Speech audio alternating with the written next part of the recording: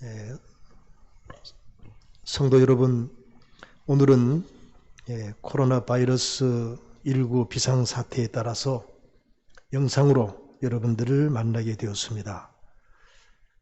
가정에서 이 영상을 보시면서 예배드리는 우리 성도 여러분들, 평소에 만약에 전쟁이 나면 어떻게 해야 되나? 그때도 우리는 예배를 드려야 됩니다. 그렇게 말씀드린 적이 있습니다. 지금은 바이러스와의 전쟁 상황입니다. 대구 경북 지역, 부산 지역, 또 광주 지역까지도 많은 교회와 성당이 교회에서의 예배와 미사를 중단하고 영상으로 드리고 있습니다. 우리 교회도 선제적인 조치로 어제 당회를 통해서 2주간 동안 교회에서의 예배를 중단하고 영상으로 예배 드리도록 결정을 했습니다. 교회에서는 오늘 우리 교육자들과 직원들이 지금 현재 시간이 6시인데 지금 예배를 드리고 있습니다. 우리 교회 문은 새벽 4시 반부터 오후 6시 30분까지 개방이 되어 있을 겁니다. 개인적으로 오셔서 기도하시기를 바랍니다. 공식 예배는 없지만 우리가 신앙생활 하는 데는 소홀함이 없어야 할 것입니다. 이미 SNS를 통해서 또 밴드를 통해서 나누어 드린 코로나 바이러스 감염증 19 비상사태에 따라 가정에서 드리는 주일 예배 순서지를 참조하셔서 가정에서 예배를 드리시면 됩니다.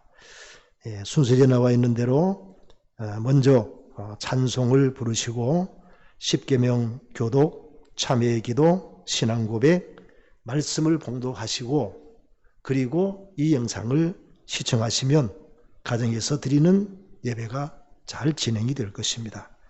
이번 기회를 통해서 가정예배가 정착되는 좋은 기회를 하나님이 주셨다. 저는 그렇게 확신을 합니다. 우리 교회는 1989년 9월 7일에 개청 예배를 드렸습니다.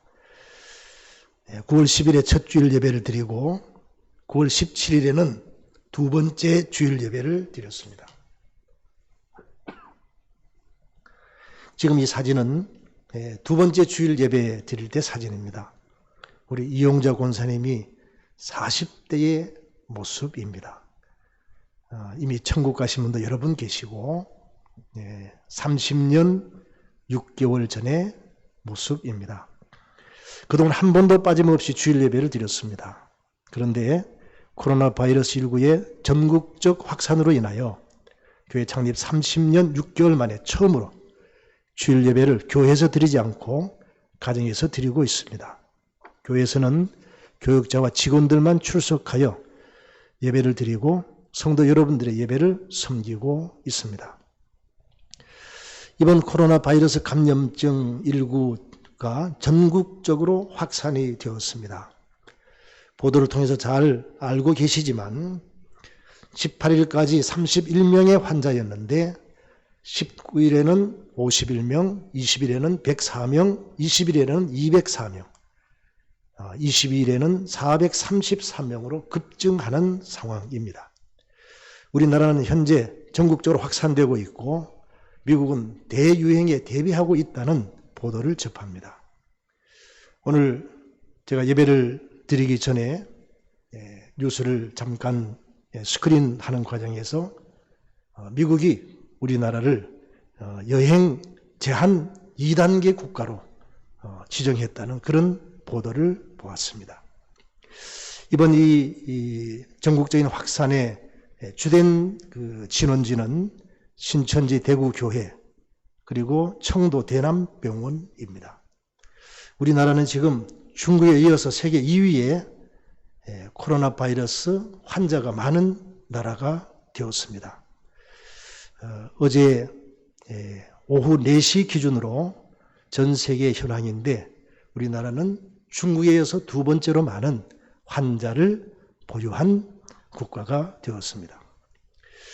그래서 우리 교회에서는 어제 긴급하게 당회에서 의논해서 향후 2주간 동안 교회 모든 예배와 집회를 중지하고 영상으로 주일 예배를 드리도록 결정을 했습니다. 그리고 교회를 방문하시는 분들에게는 모든 그 방문객들이 일지를 기록하도록 해서 만약에 일어날 역학조사에 대비하도록 했습니다. 매주 가정예배 자료를 제공해 드릴 것이고 또 매일 잠언 말씀 묵상 자료를 제공해 드릴 것입니다. 우리 교역자와 직원들은 정상적으로 출근하여 성도 여러분들의 신앙생활을 최선을 다해서 도와드릴 것입니다. 성도 여러분들은 다음과 같이 하시면 됩니다. 주일 오전에 평소에 예배 드렸던 그 시간에 예배를 드리시면 좋을 것 같습니다.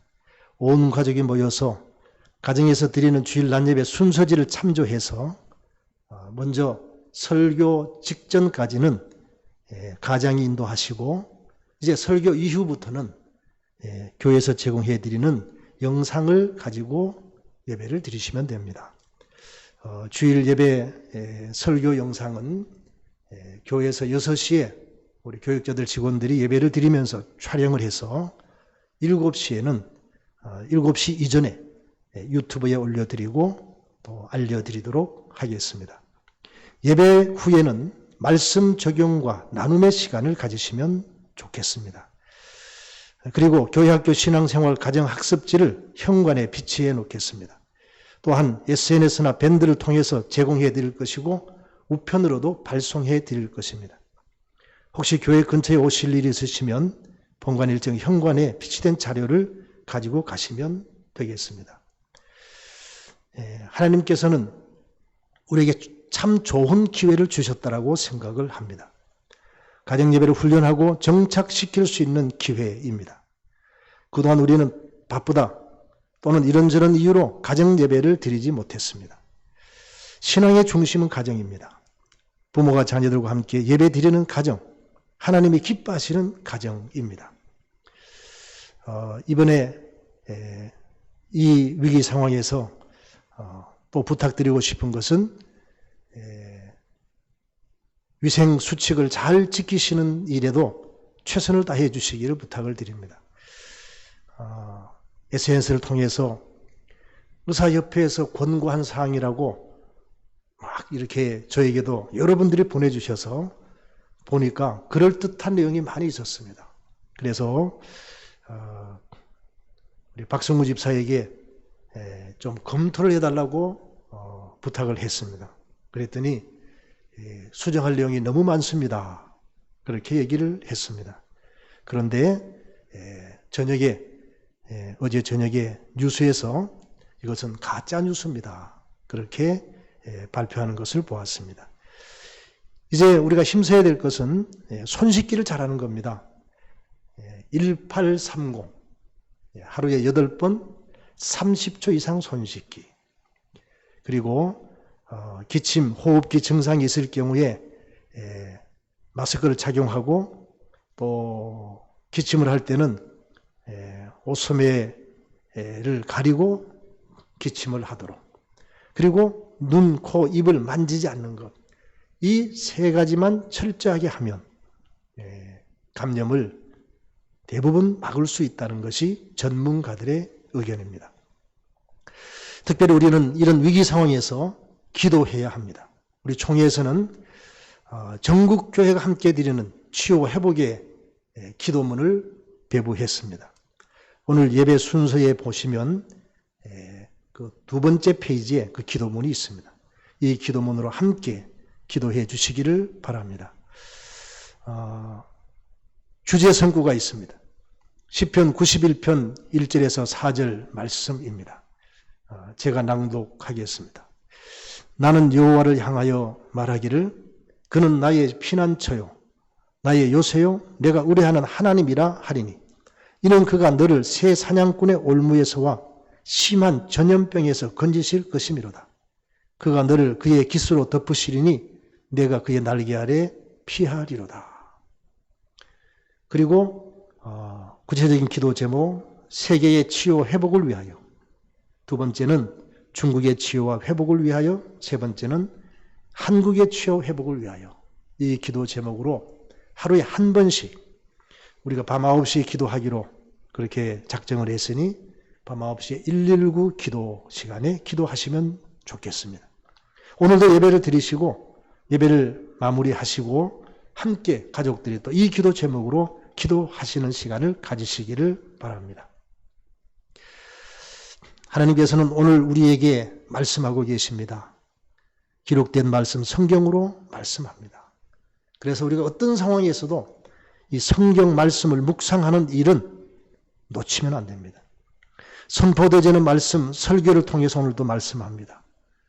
오늘 비록 영상으로 우리가 예배를 드리고 설교를 들으시지만 이것은 하나님께서 오늘 우리에게 주시는 하나님의 말씀입니다. 보여주시는 말씀, 예수님의 생애, 성찬을 통해서 우리는 주님의 삶을 볼 수가 있습니다. 그래서 시편 기자는 주의 말씀은 내 발의 등이요 내 길의 빛이니이다 라고 고백을 합니다. 특별히 금년 2020년에는 우리가 말씀 묵상하는 일을 생활화하는 데 목회의 방점을 찍었습니다. 잠언의 말씀으로 하루를 시작하는 것입니다. 이번 교회 출입이 통제되는 기간에는 매일 잠언의 묵상 자료를 보내드리도록 하겠습니다.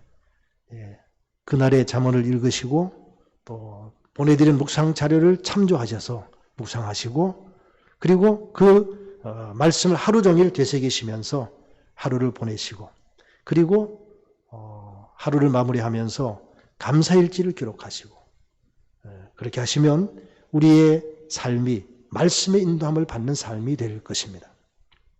특별히 주님과 동행하는 삶을 잘 활용하시기를 바랍니다. No Bible, no bread. 우리가 이것을 금년은 반드시 실천하자. 그렇게 결심하시고 이번 교회에서 예배 드리지 못하는 이 시기가 오히려 이런 삶을 생활화하는 좋은 기회임을 꼭 기억하시기를 바랍니다. 이제 3월 첫 주일도 우리가 교회에서 예배를 드리지 못하기 때문에 주님과 동행하는 삶 일지를 여러 방법으로 성도 여러분들에게 보내드릴 것입니다. 이제 3월, 4월 또 열심히 말씀을 묵상하는 일에 최선을 다하여 주시기를 바랍니다. 이제 오늘 읽은 본문 말씀을 통해서 오늘 우리 주신 하나님의 말씀을 받는 시간입니다. 오늘 본문은 마태복음 9장 9절에서 13절 말씀입니다. 이런 8장, 9장, 10장까지의 말씀이 오늘 전체 본문이 되겠습니다. 요절 말씀 우리 함께 낭독하겠습니다. 너희는 가서 내가 긍휼을 원하고 제사를 원하지 아니하노라 하신 뜻이 무엇인지 배우라. 나는 의인을 부르러 온 것이 아니요 죄인을 부르러 왔노라 하시니라. 마태복음 9장 13절 말씀. 영어 성경에 보니까 나는 good people을 부르러 온 것이 아니라 sinner, 죄인을 부르러 왔다. 그렇게 말씀합니다. 우리는 모두 죄인입니다. 바로 우리를 부르러 오셨다는 주님의 선언이십니다. 오늘 말씀을 통해서 우리가 함께 나누려고 하는 말씀은 첫째는 예수님은 우리들에게 제자도를 요구하신다는 사실을 확인합니다. 교회에 오는 네 종류의 사람들이 있다고 합니다. 첫째는 방문자입니다. 두 번째는 참석자입니다. 그리고 세 번째는 교인입니다. 교인은 주님을 내 삶의 주인으로 모시고 사는 사람. 그걸 교인이라 그러죠. 그리고 제자가 있습니다. 제자는 주님이 가신 그 길을 부지런히 따라가는 사람. 주님께서 우리에게 원하시는 것은 방문자에서 참석자에서 교인에서 제자가 되기를 원하신다 하는 겁니다. 제자가 되는 단계를 세 단계로 표현합니다. 첫째는 좇는 단계입니다. 이것은 동의하다, 따르다, 동반하다 그런 의미가 있습니다. 그냥 단순한 추종, 따라가는 그런 단계입니다. 1단계입니다. 두 번째 단계는 배우는 단계입니다. 이거는 배우는 자, 생도, 제자 그런 의미가 있습니다. 마음을 집중하여 훈련받는 자, 훈련받는 단계입니다. 마지막 세 번째 단계는 가르치는 단계입니다. 이건 제자가 되다, 제자로 만들다 그런 뜻입니다. 재생산의 단계입니다. 나로부터 끝나는 것이 아니라 또 다른 사람을 제자로 만들어야 합니다. 이번에 이 코로나 바이러스가 위험한 이렇게 확산된 것은 이 바이러스가 제자를 자꾸 만드는 거예요. 한 사람을 감염시키고 그걸로 끝나는 것이 아니라 또 다른 사람을 감염시키고 감염시켜서 지금 아까 소개해드린 통계를 보셨지만은 하루에 배가 되는 거예요. 우리가 이 바이러스처럼 제자 삼는 일에 힘쓴다라고 하면 주님이 얼마나 기뻐하실까 그런 생각을 해보기도 했습니다.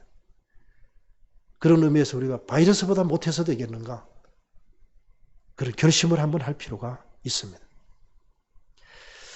예수님은 12제자를 부르시고 훈련하시고 파송하셨습니다. 예수님이 하신 일을 세 가지로 나누어 봅니다. 예수님이 하신 일을 요약한 것이 마태복음 9장 35절인데 예수께서 모든 도시와 마을을 두루 다니사 그들의 회당에서 가르치시며 천국 복음을 전파하시며 모든 병과 모든 약한 것을 고치시니라. 이것을 정리하면 이렇습니다. 가르치시며 전파하시며 고치시니라. 이걸 조금 정리하면 교육하시고 전파하시고 치유하셨다 그런 뜻입니다. 이제 우리는 이런 결심을 할 필요가 있습니다.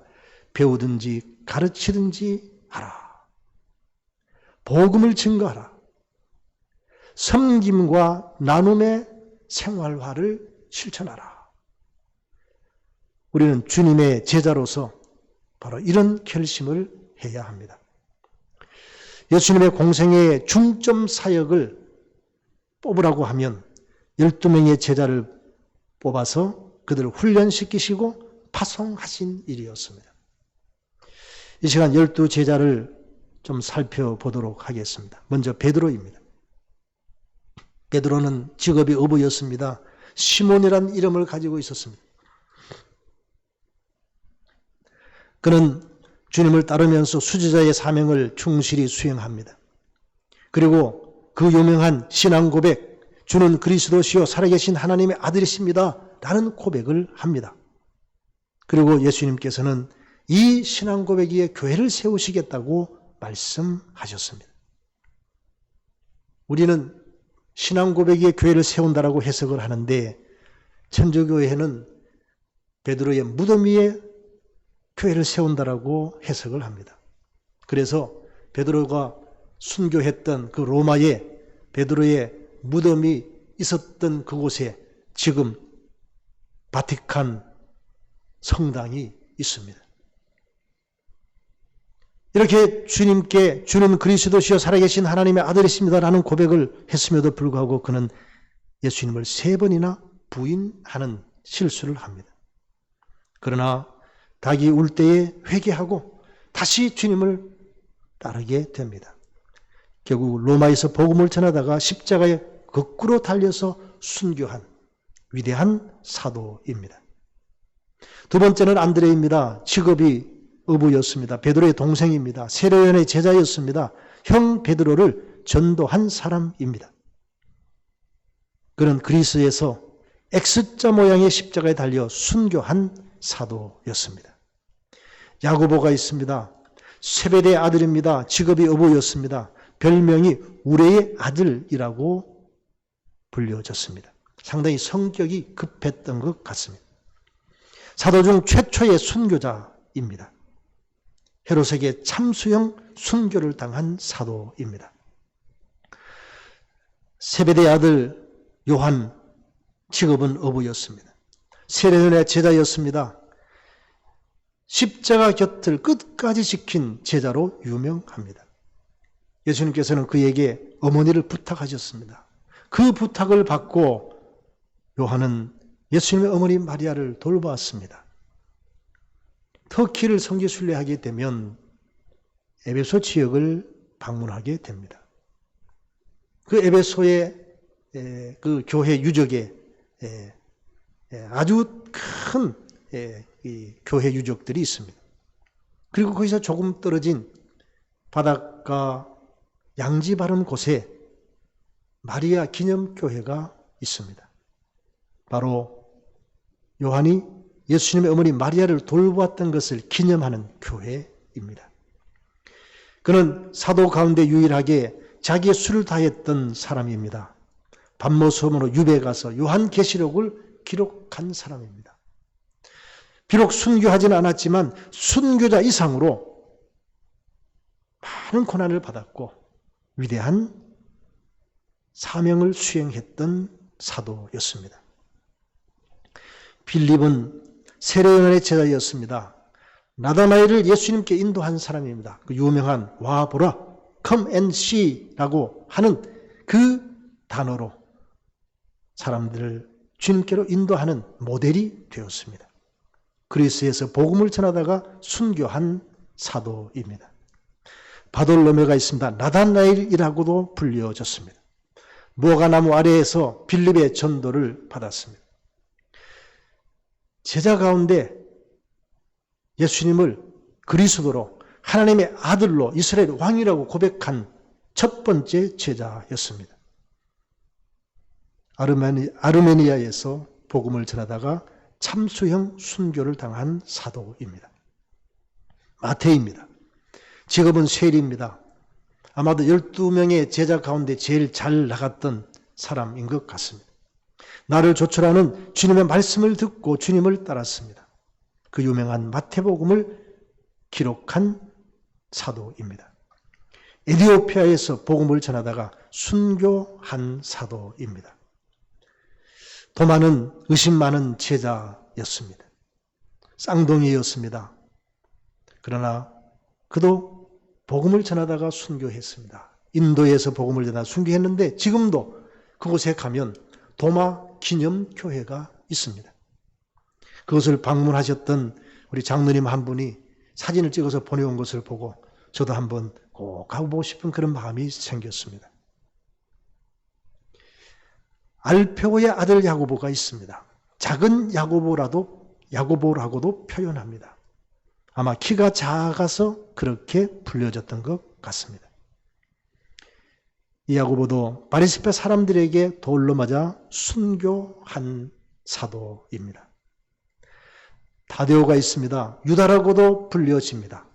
작은 야고보의 형제라고 알려져 있습니다. 페르시아에서 복음을 전하다가 순교한 사도입니다. 가나안인 시몬이 있습니다. 가나안인으로 열심당원 출신입니다. 페르시아에서 복음을 전하다가 순교한 사도입니다. 12번째 가롯인 유다입니다. 돈꾀를 맡은 자였습니다. 유일하게 유대 출신의 제자였습니다. 그런데 사탄이 그에게 들어가서 예수님을 은 30에 판 배신자가 되었습니다. 결국 이로 인해서 양심의 가책을 받아 스스로 목숨을 끊게 됩니다. 예수님의 12명의 제자 가운데 11명은 성공했고 1명은 실패했다. 그렇게 분석할 수가 있습니다. 이제 우리는 하나님이 예배하신 영혼들에게로 나아가야 함을 오늘 말씀을 통해서 배웁니다. 오늘 이 본문의 말씀을 통해서 왜 제자를 부르셨는가? 주님께서 죄인을 부르러 왔다. 잃어버린 영혼을 구원하러 왔다. 오늘 우리에게 제자가 되어라.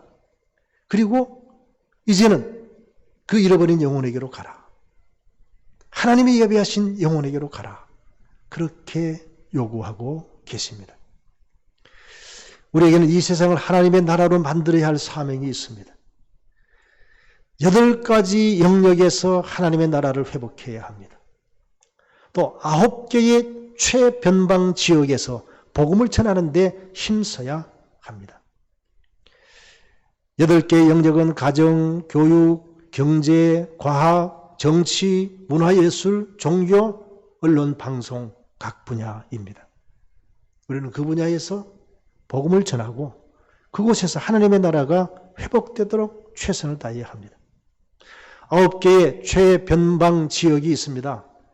복음을 전하기가 매우 힘든 지역입니다. 무슬림권, 힌두권, 불교권, 공산권, 대도시, 세계의 작은 절반인 25세 미만의 젊은 사람들, 가난하고 소외된 자, 미전도 종족, 복음화율이 5% 미만인 지역, 그리고 명목상의 그리스도인, 우리 이들에게 복음을 전해야 합니다. 내 주변에 이런 사람이 누가 있는가를 살펴보십시오. 주님의 심정으로, 주님의 시선으로 우리 주변에 있는 사람들을 살펴보십시오. 우리가 주님의 제자가 되어서 그들에게 복음을 전해야 합니다. 예수 그리스도를 주와 그리스도로 고백하며 제자의 삶을 살아가십시다. 내가 속한 공동체에서 왕같은 제사장의 사명을 충실히 감당하게 하옵소서. 이 한 주간 동안 기도하시면서 이 사명을 잘 감당하시기를 주님의 이름으로 부탁을 드립니다. 기도하겠습니다. 하나님 아버지 감사합니다. 오늘 우리에게 말씀을 주시고 이 말씀을 통해서 예수님께서 우리에게 제자가 되라고 요구하시고 우리가 제자가 되어서 잃어버린 영혼에게로 나아가서 복음을 전해야 됨을 깨달았습니다. 훈련받고 파송되어서 복음을 전하는 일에 헌신함으로 우리를 통해서 많은 영혼들이 주님께로 회복되어지는 놀라운 역사가 일어나게 하여 주시옵소서. 예수님의 이름으로 간절히 기도하옵나이다. 아멘. 사랑하는 성도 여러분, 이제 주의 말씀을 가슴에 품고 우리의 삶의 현장으로 나아갑시다. 예수 그리스도를 주와 그리스도로 고백하며 제자의 삶을 살아갑시다. 내가 속한 공동체에서 왕같은 제사장의 사명을 충실히 감당하므로 하나님의 나라를 회복하는 일에 헌신하십시다. 주의 성령께서 언제나 우리와 함께 하실 것입니다. 여호와는 내게 복을 주시고 너를 지키시기를 원하며 여호와는 그의 얼굴을 내게 비추사 은혜 베푸시기를 원하며 여호와는 그 얼굴을 내게로 향하여 드사 평강 주시기를 원하노라. 아멘.